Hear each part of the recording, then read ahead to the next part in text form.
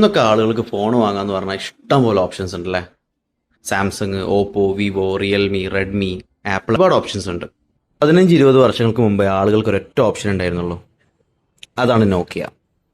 ഇന്ന് എൻ്റെ കയ്യിലുള്ളത് ഒരു 20 വർഷങ്ങൾക്ക് മുൻപ് നോക്കിയ ഇറക്കിയ ഒരു കിഡിലൻ ഫോണാണ്, നോക്കിയയുടെ N73.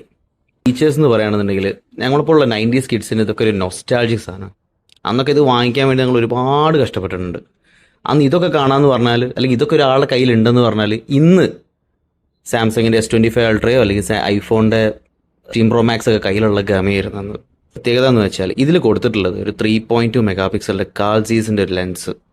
കിഡിലൻ ക്യാമറ ക്ലാരിറ്റി ഉണ്ട് അന്ന്. ഇന്നത് കാണുമ്പോൾ വലിയ ക്ലാരിറ്റി ഒന്നും തോന്നില്ല, പക്ഷെ അന്ന് ഇത് കിഡിലായിരുന്നു. ഏതെങ്കിലും ഒരു ഫാമിലി ഫംഗ്ഷന് പോയാലോ അല്ലെങ്കിൽ ട്രിപ്പൊക്കെ പോകുമ്പോൾ ഇതുള്ളവന് രാജാവ് തന്നെയായിരുന്നു.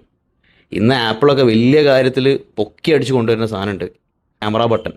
ഇതൊക്കെ 15-20 വർഷങ്ങൾക്ക് മുമ്പേ നോക്കിയ പുറത്തിറക്കിയ സാധനം. OS എന്ന് പറയുന്നത് സിംബിയൻ OS ആയിരുന്നു.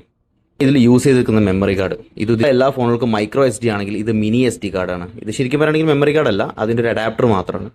ഇവിടെ നമുക്ക് മൈക്രോ SD ഇട്ട് കഴിഞ്ഞാൽ നമുക്കിത് മിനി SD ആയിട്ട് കൺവേർട്ട് ചെയ്യാം. ഇവിടെ ഒരു ഡെഡിക്കേറ്റഡ് മ്യൂസിക് ബട്ടൺ ഉണ്ട്. ഇതായിരുന്നു അന്നത്തെ മിനിമൈസ് ബട്ടൺ. നമുക്ക് മൾട്ടിപ്പിൾ ആയിട്ടുള്ള ആപ്ലിക്കേഷൻസ് യൂസ് ചെയ്യാം.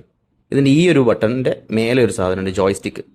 ഈ ഫോണിൻ്റെ ഏറ്റവും കൂടുതൽ കംപ്ലയിൻറ്റ് വരുന്ന ഭാഗം ഇത് തന്നെയാണ്. പക്ഷേ അൺഫോർച്ചുനേറ്റ്ലി ഇതിപ്പോൾ വർക്ക് ചെയ്യുന്നില്ല, കാരണം ഇതിനുള്ളിൽ ഫുള്ളും കംപ്ലയിൻറ്റ് ഡാമേജ് ആയിട്ടിട്ട് ഇതിൻ്റെ ഒരു കളക്ഷനിലെ ഒരു ഫോൺ മാത്രമാണ്. ഇതുപോലെ ഒരുപാട് മോഡൽസ് ഉണ്ട്. വഴിയെ ഓരോരോ മോഡൽസ് ആയിട്ട് നമുക്ക് പരിചയപ്പെടാം.